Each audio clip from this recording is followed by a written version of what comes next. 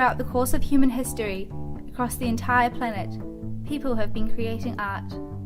Near the beginning of our known existence, 32,000 years ago, cavemen drew on the cold stone of cave walls using mud and berry juice, painting images of hunters and their prey.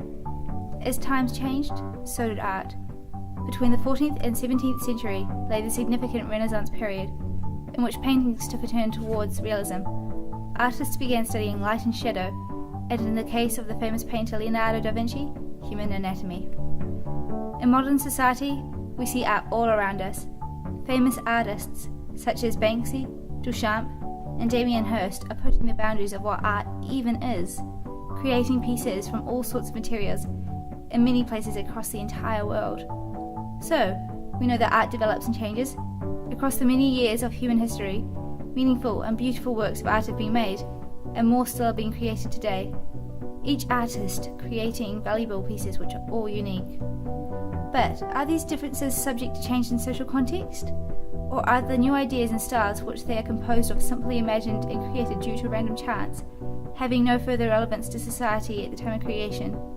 We asked this question to a few professionals. I guess I'll start with the back part of that question, which is what qualifies as art? And I guess we have to look at who has the authority to qualify something as art. And I think it's quite a subjective thing where the artwork of a person, someone positioning it as art, and that becomes the context. There's a society built around forming that opinion of what segregates or transforms something from the everyday through to what is art. And I guess we see a history of that throughout time.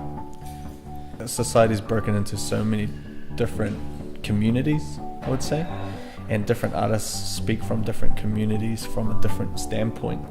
And then I think that whole spectrum of artists that are producing work now are talking to the community that's now, which is lots and lots of different pockets that are sort of come under an umbrella term. It would be the artists themselves, it would be the critics, it would be the art historians who understand a number of criteria about what an art object is.